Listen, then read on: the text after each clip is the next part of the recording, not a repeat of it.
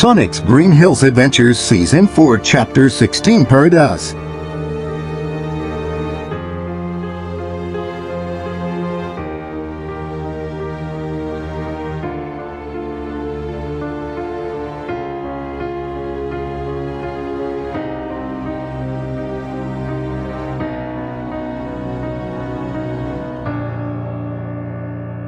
Movie Sonic's point of view. When I made it to the other side of the portal, I was in a beautiful place. But what is this place? I says I was the last one to come through. Welcome to Paradise. Watch us, we are completely safe here. Hefis Sonic replied, "Oh, thank goodness. I just wanted Enneka to be safe. So what's your story anyway?" Ice Pernell was really curious. Well, this is something I need to explain to Emmy, Knuckles, and Tails too. So let's take a seat. Hefis Sonic replied as we followed him to a sitting area. Well, 5 years ago I was forced into a peace treaty by the humans. I couldn't even connect you guys. This was a system where the humans would take a Mobian slave and vice versa. I tried escaping several times, but they made a bullet faster than me. So they shot me where it hurts emotionally the most, my feet. No, I can't run as fast as I used to, and sometimes pain would hit me all at once and I would have to stop in my tracks until they numb out again. I stopped when they threatened to kill my friends and my mother. Hefis Sonic started but then stopped to sob. "Oh, that's horrible," I said as to try and comfort him. And about Eggman, he was executed by the humans 4 years ago. So the day I arrived in Tungan was when I was released. No, this is where all this chaos started. I met these two on my way to stop the chaos crisis, which was Cosbyzilla. He erased chaos energy and the emeralds. This is when I realized this is the same monster who killed my father when I was 6. Hefis Sonic said once he found his voice again. All of this shook me up and I could tell there was a lot more coming. Well, at least you got to know your biological parents. I never knew mine. My godmother, Longclaw the Old, was the only one I knew from Mobius for the first 3 years. I had to leave when the Echidna tribe ambushed us because they wanted my powers. So Longclaw sent me through a ring portal to Earth. After 10 years of complete isolation, I got so overwhelmed by the reality of my isolation that it caused a massive blackout. It caught the attention of the American government, so they sent Robotic to investigate. And that's the day I met my adoptive father, and that's how my journey up to now began. I said I took out my phone and showed them the family photo that included Morena. I saved to my phone. When I looked up to see their faces, they looked as horrified as I did when hearing Hefis Sonic's story so far. Wait, so you were 13? Shadow asked in shock.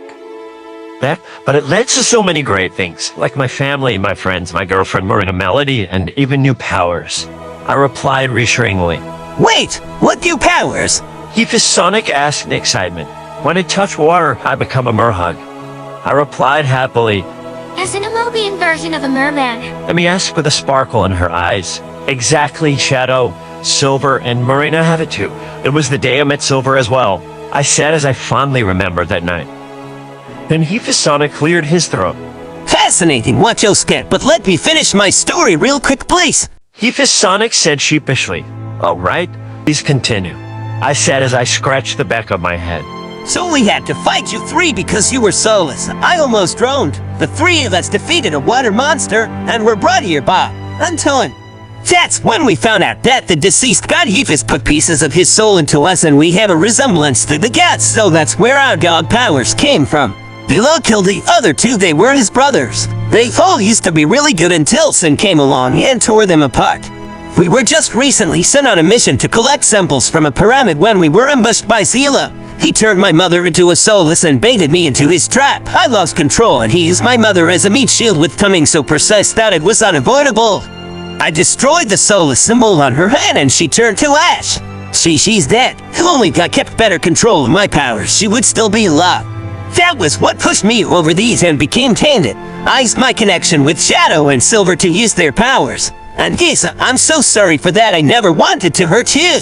Hefis Sonic said with very heavy tears in his eyes. I couldn't believe it. The Zila god was even worse than I realized. That's when Zila took me to the place we just escaped from.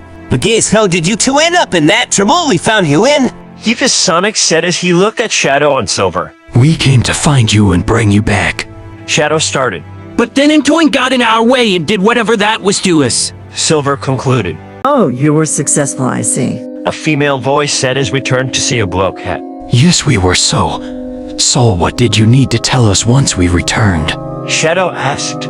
Soul then looked at me with a stare that could kill. Wait, who is this? Who are they? What is going on? You were only supposed to bring the son of Hephaestus back. Soul demanded harshly. My name is Sonic Wachowski and I'm from an alternate version of this world. They saved me from Cielo. And where else could I go that would be safe not just for me but my little sister as well? I said offensively as I held Annika closer to me. Oh, I see. Forgive my hostility. But what about them? Soul asked in a calmer tone. This is Tails, Knuckles, and Emmy. They were my friends who were turned into soulless. But now that they were free, I could leave them there, and they apparently don't have any memory of their time as a soulless. Sonic explained. What? How could you? Now you've doomed us all. Zalo could be playing games with you. Son of Hephaestus. How do you know if they truly are no longer soulless? They could be spies thanks to the connection Zalo has with them. Zalo could come here. Soul screamed in complete outrage. Hephaestus Sonic's point of view. I couldn't believe Soul was making these assumptions about my friends who just helped me, Wachowski Shadow, and Silver escape our personal trap. No, he can come here. Wachowski said shakily as he slowly backed away, holding Annika closer than ever to his chest. But before I could say anything, he suddenly dashed off.